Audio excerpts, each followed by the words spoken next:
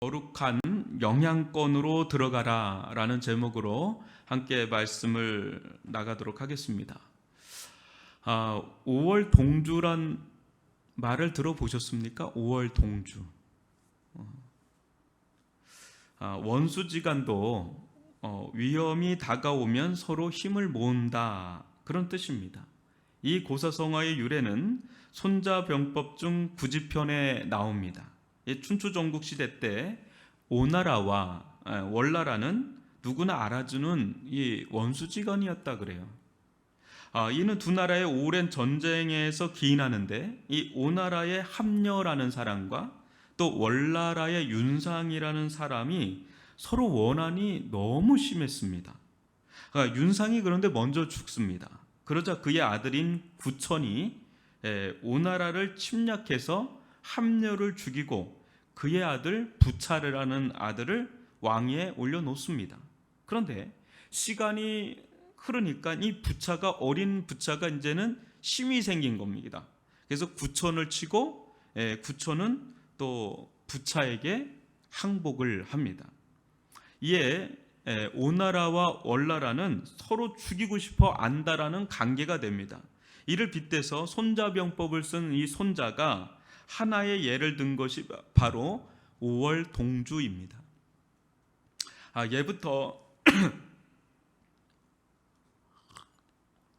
예부터 서로 원수지간인 오나라와 월나라 사람이 같은 배를 타고 강을 건넌다 할 때 갑자기 폭풍우가 몰아쳐 배가 가라앉으려 한다면 어떻게 할 것인가? 오나라나 월나라나 원수지간임을 잊은 채 서로 필사적으로 배를 구하려 도울 것이 아닌가? 그래서요, 이 원수지간일지라도 다가오는 폭풍에는 어때요? 힘을 모아서 맞서야 하는 것처럼 외부의 큰 위협을 막기 위해선 서로 미워하던 사람들일지라도 이 순간만큼은 하나가 돼서 극복해야 한다는 이 5월 동주가 유래합니다. 한마디로 한 배를 탄 공동 운명체다라는 거예요. 이 코로나 사태는요, 어느 한 나라 또 한 부처에 국한된 국지적 사안이 아니지요. 코로나 사태는 단순한 어떤 폐렴, 독감 수준을 넘어서 전 인류의 삶에 아주 막대한 영향을 미치고 있습니다. 즉 전 세계적인 중대 사안으로 확대된 상태예요. 저는 이 코로나 사태로 인해서 그 누적된 여러 여파가 뒤이어 쓰나미처럼 밀려올까 우려스럽습니다. 오늘도 아침에 뉴스 보니까 전 세계 증시가 3경 몇천 조가 날아갔다고 그러는데요. 어마어마한 지금 타격이 있어요. 이 코로나 후유증으로 다시 한번 뭔사를 앓을까? 이게 코로나가 문제가 아니고 코로나 이후에 있을 그 어떤 몸살, 후유증, 그것이 있지 않을까 기도가 됩니다.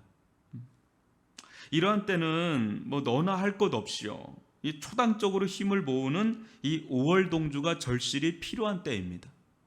우리 교회도 이 정부 당국의 권고 지침을 준수해 오다가 또 이번 주부터 추후 공지할 때까지 온라인 예배로 완전히 전환하였습니다. 이는 국민으로서 우리 자녀들이 개학하기 전까지는 어찌하든지 이 코로나 확산을 막고자 하는 이 범국가적 상황에 이 종교의 자유를 좀 절제하고 적극적으로 동참하기 위함입니다.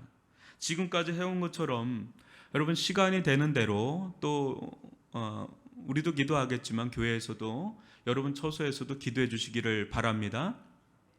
오늘 말씀에도 이 상황인 만큼 주님과 누구보다 5월 동주를 해야 할 이 제자 그룹이 오히려 다른 이들과 5월 동주하는 아주 이상 야릇한 그런 모습이 연출이 됩니다. 그게 어쩌다 그리 되었는지는 이제 후에 살펴보겠지만, 분명한 것은 예수님께서 그 어느 때보다도 깊은 탄식과 함께 매우 답답해 하셨다는 거예요. 그래서 오늘 말씀에 여러분 마지막 구절인 21절이 뭘로 끝나요? 아직도 깨닫지 못하느냐, 이런 장탄식을 하면서 끝납니다. 사랑하는 성도 여러분, 이들이 아직도 깨닫지 못한 것은 과연 무엇일까요? 계속해서 깨달으라고 하시는 주님의 음성 앞에 우리 또한 깨달아야 할 것이 무엇인가요? 깨닫는 자는 곧 주님의 말씀에 귀 기울이는 자요, 말귀를 알아듣는 자입니다. 말귀를 알아듣는 자는 통합니다. 사람은요, 통해야 살아요. 이게 뭘 통해야 이게 산단 말이죠. 무엇보다 예수님과 통해야 하늘이 열리고 땅이 열립니다. 하나님 나라의 복음이 소통이 될 때부터 우리는 하늘의 문인 또 영원한 생명의 문이 열리게 되는 줄 믿습니다. 오늘 통해야 산다는 이 주제의식을 가지고 말씀을 나누는 가운데 이 복음 진리를 깨닫길 바라고 하나님 나라의 측량할 수 없는 은혜를 누릴 수 있기를 주님의 이름으로 축원합니다.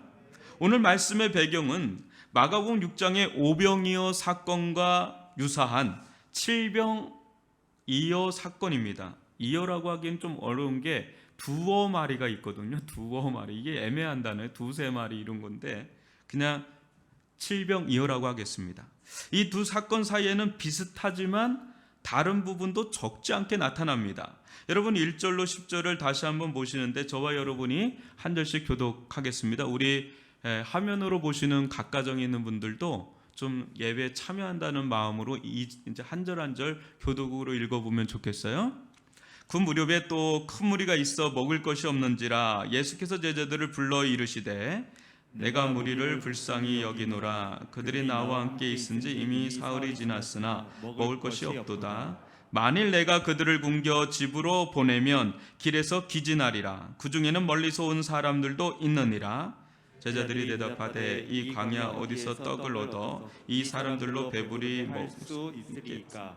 예수께서 물으시되 너희에게 떡 몇 개가 있느냐? 이르시되 7개로소이다 하거늘 예수께서 무리를 명하여 땅에 앉게 하시고 떡 7개를 가지사 축사하시고 떼어 제자들에게 주어 나누어 주게 하시니 제자들이 무리에게 나누어 주더라.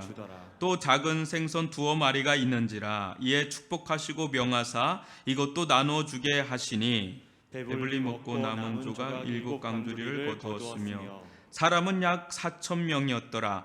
예수께서 그들을 흩어 보내시고 곧 제자들과 함께 배에 오르사 달마누다 지방으로 가시니라. 여러분 이 장면을 보시면 예수님의 어떤 활동 또 흡입력 이게 굉장히 대단했습니다. 한번 보세요. 이 광야입니다. 이전에 오병이어 사건 때는 광야가 아니라 빈들인데 여기는 완전히 광야입니다. 이 광야에서 그것도 사흘 동안, 그때는 하루인데 사흘 동안 3일 동안 이 4,000명과 함께 먹고 자면서 동고동락을 했으니까 말이죠. 근데 이 모임이 집회를 사흘 동안 하면서 이 집회를 중단한 장본인은 사람들이 아니라 무리가 아니라 누구예요? 예수님 그분이세요. 그래서 이때 당시에 뭐 배가 고프다 해서 막 이탈하는 사람들이 없었어요. 그냥 딱 거기에 그냥 붙잡혀서 3일 꼬박을 그냥 예수님의 집회 가운데 있었단 말이죠.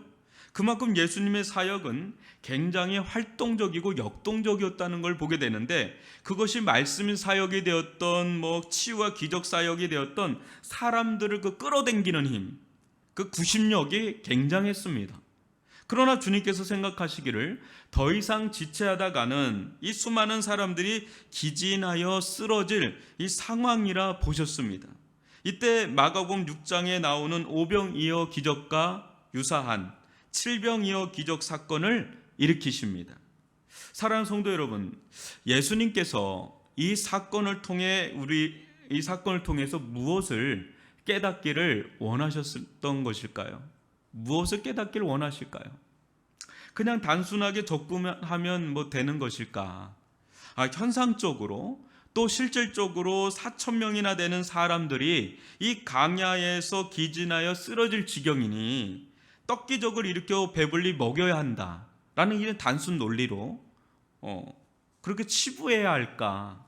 아니면 그 이면에 좀 더 다른 어떤 계획과 뜻이 담겨 있는 것일까? 여러분 어떻게 보세요?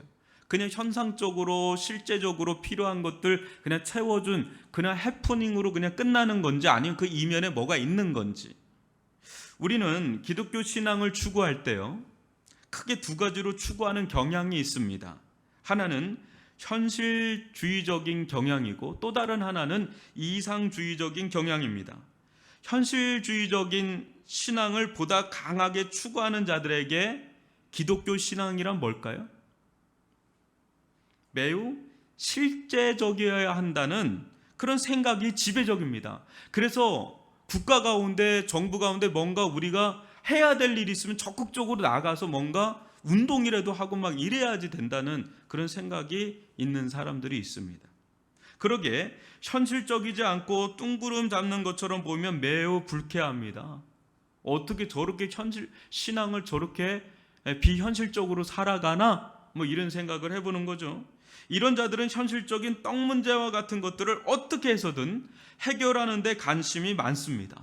여러분, 예수님께도 이런 면이 있습니까? 없습니까? 여러분 어때요? 예수님께도 이런 면이 있어요? 없어요? 있어요? 없어요? 있죠. 여러분 마스크 썼다고 너무 이렇게 하지 마십시오. 그냥 말로 이렇게 해도 돼요. 괜찮습니다. 있어요. 있어도 굉장히 강하시죠. 만약에 예수님께 그런 것이 없다면 수많은 사람들을 질병을 고치고 먹이시고 귀신들을 내쫓으시고 심지어 죽은 자까지 살리는 그런 현실적인 일들을, 실제적인 일들, 니들을 채워주지 않죠. 근데 그런 일들로 다반사 그런 일들을 해오셨거든요. 누구보다도. 반면에 이상주의적 신앙을 보다 강하게 추구하는 자들에게 기독교 신앙이란 어때요? 매우 영적이어야 한다는 생각이 또 지배적입니다. 좀 반대 같은 성향이 있어요. 그러게 현실적인 문제에만 집착하고 추구하는 것처럼 보이면 매우 세속적이고 불경건하며 비신앙적으로 봅니다.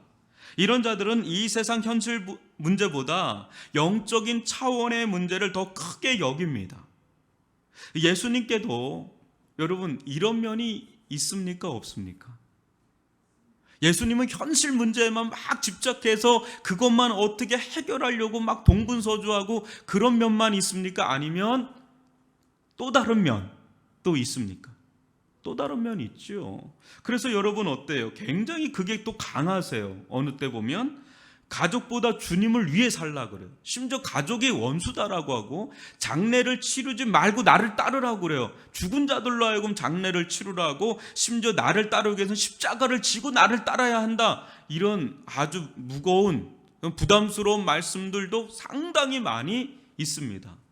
여러분, 그러기에 우리는 좀 헷갈리는 거예요. 이렇게 성경을 보고 예수님을 보면 이 양극단이 예수님 안에 다 공존하기 때문에 막 갈등이 일어나는 거예요. 예수님은 갈등이 없는데 우리는 갈등이 되는 거예요. 이거 현실의 삶을 가야 돼? 아니면 영적으로 쭉 가야 돼? 어디에 장단을 맞춰야 될지 모르는데 이게 무엇이 참된 기독교 신앙이지 싶은 거지요. 그러나 예수님을 보시면 여러분 갈등하는 모습이 있습니까? 없습니까? 예수님에게는 그게 놀랍게 통합되어 있어요. 공존하에 있다면 갈등이 없으세요. 그 모든 걸 다 갈등 없이, 일도 없이 그냥 그걸 다 추구해 버린단 말이에요. 그분 안에는 놀라운 통합성, 밸런스, 또 자유함이 있습니다. 이와 같은 모습을 단적으로 보여주는 말씀 중에 하나가 있다면 마태복음 4장 4절이라고 보고 싶은데 한번 같이 읽어볼까요? 시작. 예수께서 대답하여 이르시되 기록되었으되 사람이 떡으로만 살 것이 아니요 하나님의 입으로부터 나오는 모든 말씀으로 살 것이라 하였느니라 하시니, 이 삶의 문제에 대해서 얘기를 하는데 예수님은 떡으로 사는 삶을 부정하지 않아요. 부정하지 않아요. 다만 떡으로만 살려는 삶은 부정하세요. 이거 좀 이해하시나요? 이 만이라는 단어 하나가 많은 차이를 일으킵니다. 이는 다른 말로 하면 예수님은 돈으로 사는 삶 자체를 부정하진 않으세요. 이해하시죠? 돈은 필요한 겁니다. 세상 사람들은 교회가 예배를 드리네 마네 하면서 막 여러 가지 짓을 하는데 그 돈 때문에 하는 거래. 막 이런 얘기를 합니다. 교회는 돈이 필요 없나요? 이 세상에 이 세상의 땅에 발을 딛고 사는 어떤 사람들도 자본주의 사회 안에서는 돈은 필요한 겁니다. 그런데요, 그러나 주님은 마치 돈으로만 인간의 고귀한 삶을 다 살아낼 수 있는 것처럼 거기에 인생에 절대적인 헌신을 하고 또 하나님과 같은 전능성까지 부여하지는 않아요. 이해하시나요? 오히려 이 떡보다, 이 돈보다 최상위 자리에 무엇을 놓죠? 하나님의 말씀을, 또 절대적 권위 행사, 절대적 파워 행사를 돈이나 떡이 아닌 하나님의 말씀에 부여하십니다. 이게 차이예요. 즉 하나님의 말씀대로 살아야 세상에서 먹고 사는 문제와 고귀한 영혼의 생명까지 얻을 수 있다고 말씀하시는 겁니다. 여기서 신앙은 현실상과 동떨어진 이분법적인 분리, 즉 이원화되지 않고 어때요? 오히려 예수 안에서, 말씀 안에서, 하나님의 나라의 복음 안에서 놀라울 정도로 하나로 통합되는 역사가 일어나고, 그렇게 일어나다 보니까 갈등할 이유가 없는 거예요. 하나님의 말씀을 따르다 보면 이 땅 가운데 필요한 떡의 문제, 돈의 문제, 이것이 해결된과 동시에 영혼의 영생, 영혼의 문제까지 해결되니까 인간 고유의 삶이 온전히 회복되는 길이 놓여 있으니까, 하늘과 땅이 이어지니까 갈등할 이유가 없어요. 예수는 그렇게 사신 거예요. 아멘이십니까? 여러분, 마태복음 6장 31절로 33절도 이 부분을 얘기하는데 저와 여러분이 한 절씩 교독해 보겠습니다. 그러므로 염려하여 이르기를 무엇을 먹을까, 무엇을 마실까, 무엇을 입을까 하지 말라. 이는 다 이방인들이 구하는 것이라. 너희 하늘 아버지께서 이 모든 것이 너에게 있어야 할 줄을 아시느니라. 그런즉 너희는 먼저 그의 나라와 그의 의를 구하라. 그러면 이 모든 것을 너에게 더하시리라. 아멘. 여기서도 주님은 세상에서 먹고 사는 것 자체를 부정하지 않으세요. 오히려 인정하시고 공급해 주시려고 하시죠. 그러나 그 추구하는 방식에 대해서는 부정하세요. 즉 세상의 방식, 막 염려하고 거기에 막 매이고 얽매이고 막 그거 아니면 어떻게 되노, 막 이렇게 그 세상의 방식이 아닌 하나님 나라의 방식으로 추구하라고 종용하십니다. 그것은 세상 가치관이 아닌, 세상에서 통용되는 가치관이 아닌 오직 하나님의 말씀을 기준 삼아서 하나님의 나라와 하나님의 의를 구하는 그걸 기준으로 삼아서 사는 믿음과 순종의 삶, 순종으로의 방식, 그 길을 건면하고 방향을 설정하고 있습니다. 그때 하나님의 나라를, 이 땅에 살고 이 세상 나라에 살지만 하나님의 나라를 잃어버리지 않고 오히려 하나님의 나라가 이 땅 가운데서 어떻게 구체적으로 실제적으로 실현되어지는지를 경험하면서 전혀 다른 삶의 방식인 이 믿음의 삶, 거룩한 세상살이가 충분히 이 세상에서도 일어날 수 있구나를 경험하면서 사는 거예요. 그러니까 세상에서 사는 이 길만이 이 땅 가운데 살아갈 수 있는 삶의 길이 아니라 또 다른 삶의 길도 있구나라는 걸 보여주는 거예요. 거룩한 세상살이가 시작되는 거죠. 아멘이십니까? 여러분 잘 따라오셔야 돼요. 오늘 말씀은 여러분들이 일주일 내내 좀 들으시면 좋을 말씀입니다. 여러분 이런 맥락에서 한번 보자고요. 이 오병이어 사건이나 칠병이어 사건도 어때요? 겉으로 볼 때는 현재적인 어떤 현실적이고 실제적인 문제를 해결한 사건인가 동시에 어때요? 그 누구도 감히 흉내낼 수도 없는 하늘의 기적이요 또 이적이기에 그 속에 세상의 필요만 있는 게 아닌 하나님 나라의 비밀도 그 속에 담겨 있다는 겁니다. 이 둘을 잘 조화시켜서 밸런스 있게 추구하는 삶이야말로 하늘과 땅을 잇는 가장 인간다운 삶입니다. 인간은 어떤 존재예요? 하늘과 땅을 딛고 하늘과 땅을 잇는 존재. 가장 인간다운 삶은 하늘과 땅이 이어져야 그게 인간다운 삶이에요. 근데 사람들 다 땅의 삶만 살거든요. 그러니까 인간으로서의 고귀함을 다 잃어버리게 되는 오늘날의 이 세상이 펼쳐지는 겁니다. 그러나 여러분, 지금 예수님께서 이런 기적과 이적을 베푸시는데 이에 대한 예수님의 이런 모습에 대해서 대응하는 그 세상의 한번 반응을 한번 보세요. 한번 11절로 13절인데 저와 여러분이 이 구절도 한번 번갈아 읽어보겠습니다. 바리새인들이 나와서 예수를 힐단하며 그를 시험하여 하늘로부터 오는 표적을 구하거늘 예수께서 마음속으로 깊이 탄식하시며 이르시되 어찌하여 이 세대가 표적을 구하느냐 내가 진실로 너희에게 이르노니 이 세대의 표적을 주지 아니하리라 하시고 그들을 떠나 다시 배에 올라 건너편으로 가시니라. 아멘. 그 시대 당시 리더 그룹인 이 바리새파 지도자들은 예수님을 환영하는 대신에 이런 막 기적과 이적을 막 행하시는 예수님을 영접하고 환영하는 대신에 어떻습니까? 힐난하면서 심지어 시험합니다. 시험한 내용이 뭐예요? 자기들에게 하늘로부터 오는 표적을 보여라. 자기들에게 하늘로부터 오는 표적을 보여라. 그겁니다. 이 말은 뭐냐면 네가 자꾸 하나님의 아들이라고 신성모독을 하는데 그렇다면 우리들에게 네가 하나님의 아들이라는 것을 입증할 만한 하늘의 표적, 증거를 보여라. 그런 겁니다. 그래서 누가복음 7장 22절에 보면 제가 읽어드릴게요. 예수께서 대답하여 이르시되 너희가 가서 보고 들은 것을 요한에게 알리되 맹인이 보며 못 걷는 사람이 걸으며 나병 환자가 깨끗함을 받으며 기먹은 사람이 들으며 죽은 자가 살아나며 가난한 자에게 복음이 전파된다 하라. 여러분, 지금까지 예수님께서 행하신 어떤 기적과 이적 기사들은 전에도 없었고 후에도 없는 유래와 전례를 찾아볼 수 없는 메시아적 능력의 행사였어요. 지금까지 계속 그걸 보여주셨잖아요. 더 이상 뭘 보여줘야 믿는다는 겁니까? 여러분, 이보다 더 큰 것을 원한 것일까요? 그러면 막 천지를 한 번 더 창조해 보면 되는 건가요? 아니면 홍해를 한번 갈라주면 그들이 믿을까요? 아니면 이들은 아예 애시당초 믿으려고도 하지 않고 그냥 예수님께 나온 것일까요?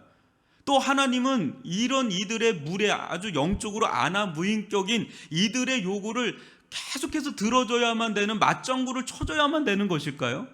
그건 아니잖아요. 지금 예수님은 너무나 명명백백하게 자신의 하나님의 아들이라는 것을 만천하에 계속해서 보여주고 있음에도 불구하고 이 바리새파들은 어때요? 그걸 믿지를 못해요. 너무나 불신앙적으로 완악한 상태. 그때 예수님은 뭐라고 그럽니까?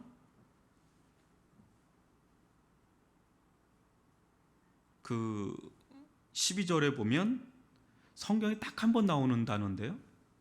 깊이 탄식한다. 이게 원어로는 뭐냐면 그의 영이 신음했다. 너무 아팠다.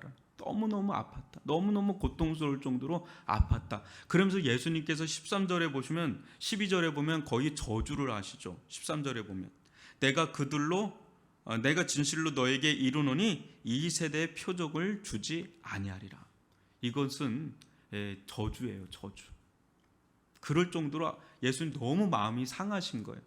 지금 바리새인들은 이제 예수님에 대해서 이제 그렇게 반응을 하는데 이제 문제는 참담할 정도로 여기서 더 나갑니다. 바로 이들과 마치 5월 동주라도 하는 것처럼 또 다른 그룹이 있는데 이 그룹이 하필 다른 이들도 아니고 예수님의 내부 그룹이에요. 내부자들이에요. 내부 그룹이에요. 이 바로 제자들 그룹이에요. 여러분 한번 14절로 21절도 한번 보시면 저와 여러분이 한 절씩 교독해 볼게요. 제자들이 떡 가져오기를 잊었음에 배에 떡 한 개밖에 그들에게 없더라. 예수께서 경고하여 이르시되 상가 바리새인들의 누룩과 헤롯의 누룩을 주의하라 하시니 제자들이 서로 수군거리기를 이는 우리에게 떡이 없음이로다 하거늘 예수께서 아시고 이르시되 너희가 떡이 없음으로 수군거리느냐 아직도 알지 못하며 깨닫지 못하느냐 너희 마음이 둔하냐 너희가 눈이 있어도 보지 못하며 귀가 있어도 듣지 못하느냐 또 기억하지 못하느냐 내가 떡 5개를 5,000명에게 떼어줄 때에 조각 몇 방울을 거두었느냐 이르되 12이니이다 또 7개를 4,000명에게 떼어줄 때에 조각 몇 강주리를 거두었더냐 이르되 7이니이다 이르시되 아직도 깨닫지 못하느냐 하시니라. 여러분 이 대목에서 제자들의 가장 큰 맹점이 무엇입니까? 오병이어 사건도 다 봤고요. 영거푸 7병이어 사건도 다 목도했으면서 떡을 하나밖에 갖고 온 것이 없자 어떻게 해요? 염려하기 시작합니다. 이내 그 염려가 너무 커지다 보니까 한 배에 타신 예수님께도 다 들릴 정도로 수근수근거리는, 다 들릴 정도로, 예수님 들으라고 할 정도로 막 이런 일들이 막 일어나는 거예요. 이에 예수님은 계속해서 몇 번에 걸쳐서 얘기하시는 게 뭡니까? 아직도 알지 못하며 깨닫지 못하느냐? 너희 마음이 둔하냐? 너희가 눈이 있어도 보지 못하며 귀가 있어도 듣지 못하느냐? 또 기억하지 못하느냐? 아직도 깨닫지 못했느냐? 호되게 책망하시면서 답답해 하십니다. 사랑하는 성도 여러분, 여러분이 만약 제자들이라면 여러분도 얼마나 답답하겠습니까? 제자들도 얼마나 답답하겠습니까? 예수님은 자꾸 무엇인가 깨달으라, 제발 좀 알아들어라, 아직도 깨닫지 못하느냐 계속 압박하시듯 말씀하시는데 당최 뭘 깨달아야 되는지, 제자들 입장에서는 뭘 깨달아야 하는지 도무지 알지 못할 때 예수님도 답답하지만 제자들도 너무 답답한 거예요. 뭐 깨달으라고 하긴 하는데 이게 뭐 당최 깨달을 수가 없는 거예요. 뭐 이런 겁니다. 여러분, 그렇다면 주님께서는 제자들로 하여금 무엇을 깨달으라고 하시는 것일까요? 무엇을 깨달으라고 하시는 것일까? 이것은 우리도 마찬가지거든요. 오늘을 사는 우리들도 예수님은 정말 이걸 깨달으라고 계속 하시는 거예요. 답답할 정도로 이걸 깨달아야 된다, 이런 거예요. 주님은 말씀하십니다. 15절에 보면 상가 바리새인들의 뭐요? 누룩과 헤롯의 누룩을 어떻게 하라고요? 주의하라. 여러분, 누룩은 뭡니까? 누룩은 뭐죠? 우리 어르신들이 잘 알 텐데요. 누룩은 뭐 여러분도 다 아시다시피 일종의 곰팡이균이죠. 그냥 좋은 균이에요. 근데 발효시키고 막 부풀리는 효능이 있죠. 그래서 누룩은 이게 팽창하고 확대시키는 그 성질이 강해서요. 어떻게 해요? 그 누룩이 들어가면 아주 급속하게 퍼져나가면서 이렇게 이렇게 커지는 거죠. 이렇게 막 영향력이 있는 거예요. 이 코로나 안 좋은 건데 하여튼 이 누룩은 좋은 거예요. 이렇게 막 이렇게 커진단 말이에요. 다만 근데 누룩은요, 성경에서 주로 부정적인 비유에 많이 쓰입니다. 지금도 예수님께서도 이 누룩을 바리새인과 이 헤롯에게 빗대고 있습니다. 이 말은 다시 말하면 바리새인과 헤롯의 그 지배적인 영향권에 들어가지 않도록 주의하라는 겁니다. 다시 한번 얘기합니다. 뭐라고요? 바리새인과 헤롯의 지배적인 영향권에 들어가지 않도록 주의하라. 지금 제자들의 행태는 예수님과 함께 있어요. 지금 예수님과 함께 동고동락을 하지만 그 제자들의 행태는 마치 바리새인과 헤롯과 별반 다를 바 없다는 거예요. 예수님 보실 때. 그래서 주의하라는 거예요. 그래서 어떤 점에서 그런가? 이 떡의 문제에서 도무지 벗어나질 못하는 데서 그래요. 이 떡의 문제에서 도저히 벗어나질 못하는 거예요. 지금 떡을 5병이어 사건, 7병이어 사건 다 봤거든요. 근데 여전히 떡이야. 여전히 떡에 그냥 매여 있는 거죠. 헤롯은 어떤 자입니까? 당시 세상 떡의 힘, 세상 힘의 정점에 서 있던 사람의 대명사가 헤롯 왕이에요. 오늘날로 말하면 권세자들, 통치자들이란 말이죠.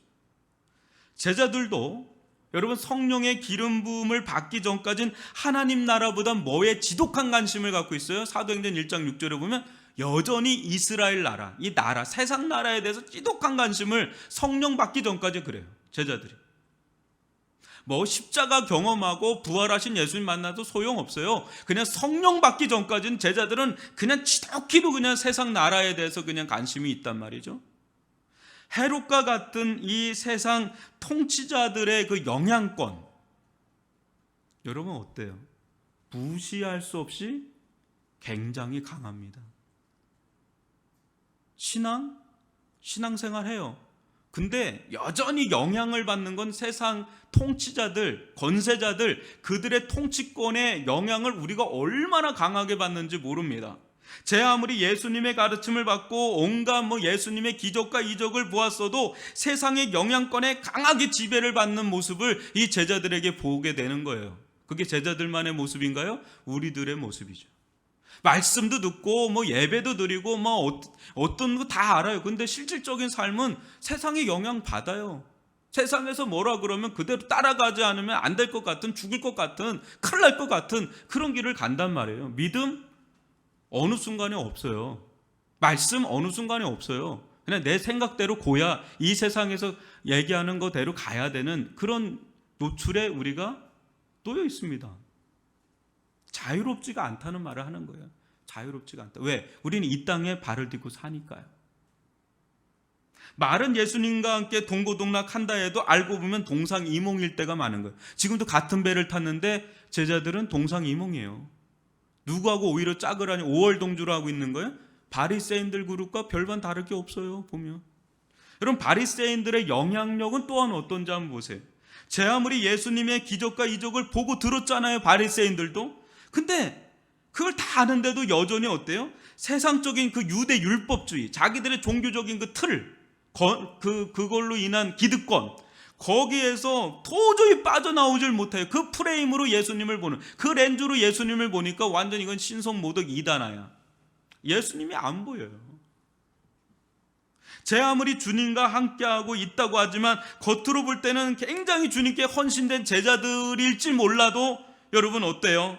깨닫지 못하는 한, 이걸 깨닫지 못하는 한 제자들도 바리새인들과 별반 다를 게 없어요. 기적과 이적은 막 봤는데 그걸 깨닫지 못하는 한 바리새인들과 별반 다를 게 없어요. 조금 더 난 거죠. 반대는 안 하니까. 반대만 안 할 뿐이지 똑같은 거예요. 매 한 가지다라는 거죠. 세상적인 염려를 하든 계속 기적을 보여줘야만 되는 거예요. 지금 2번 보여줬으면 좀 알아들어야 되는데 또 보여주고 막 계속 바리새인들의 영성을 추구하는 거예요. 또 떡이 없는 것 때문에 하는 거는 이제 헤롯의 영향을 받은 거고요. 바리새인과 헤롯으로 대변되는 이 세상 누룩의 영향권에서 벗어나질 못합니다. 도무지 이 세상 껍질을 깨고 나오질 못하는 거, 알 속에 있는 거, 세상이라는 알 속에 딱 갇혀서 거길 깨어나질 못하는 겁니다. 여러분, 이들은 현실 세상과 이 오병이어 또 칠병이어 기적 사건 사이에 있는 것을 못 보는 거예요. 현실의 문제와 오병이어 사건과 칠병이어 사건 사이에 있는 걸 못 깨닫는 거예요. 못 보는 거예요. 뭘 못 보는 거예요? 뭘 못 깨닫는 거예요? 이 사이에 누가 있어요? 이 사이 현실 문제와 이 오병이어 사건, 칠병이어 사건에 누가 있어요? 예수님이 계셔. 예수님이 누구인지를 모르는 거예요. 예수님이 누구인지를 보긴 보고 함께하긴 하는데 진짜 이분이 누구인지를 모르는 거예요. 그걸 깨달으라는 거예요. 그걸 깨달으는. 내가 누구인지를 깨달으라는 거예요. 내가 누구인지, 내가 누구인지. 제가 좀 흥분했는데요. 19절에 보시면 내가 떡 5개를 5,000명에서 떼어줄 때에 조각 몇 바구니를 거두었느냐, 이런 얘기 하시죠. 거기서 예수님의 강조점은 내가예요. 내가 떡 5개를 5,000명에게 떼어줄 때에 조각 몇 바구니를 거두었더냐는 그 내가 누군지 알아라. 좀 내가 진짜 누군지 알아라. 내가 누군지. 답답하신 거예요. 이 모든 기적의 출처가 되시는 예수, 바로 이 예수가 누군지를 깨달아야 했다는 거예요. 그리고 이 예수가 추구하는 것이 뭔지를 좀 깨달으라는 거죠. 뭘 추구하려고 하는 건지.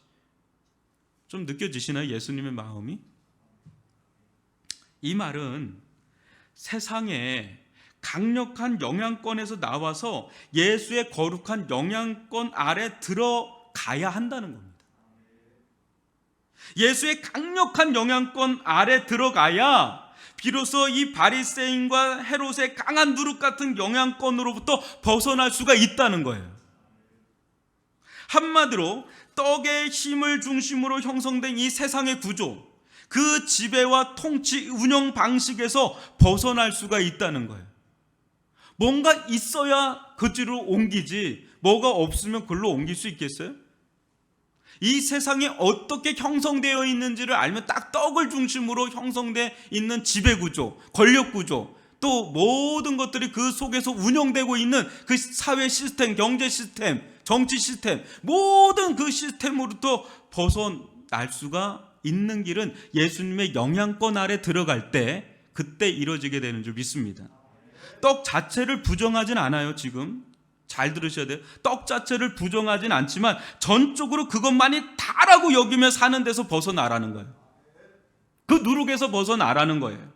그러기에 예수님은 다른 길이 있음을 계속해서 제시하는 거예요. 너희들이 이 땅에 사는 거 안다. 이 땅에 필요한 거 안다. 그 니들 안다. 내가 채워준다. 근데 이 땅에 사는 방식이 너희들 이 세상에서 보고 배웠던 그것만 있는 게 아니라 또 다른 길이 있다. 또 다른 길이 있다는 걸 자꾸 제시하고 말씀하시고 보여주는 겁니다. 주님을 믿는 믿음의 삶, 하나님의 말씀을 전적으로 의지하며 순종하는 삶 말이지요. 그러기 위해선 예수 그리스도의 거룩한 중력에 강하게 끌려 들어가야 되는 거예요.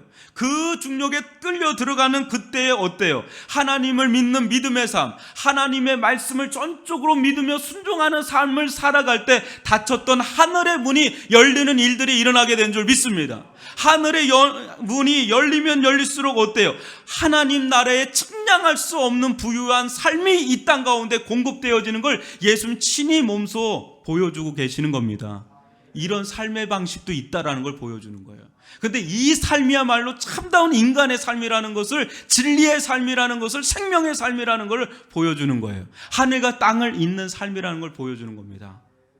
믿으십니까?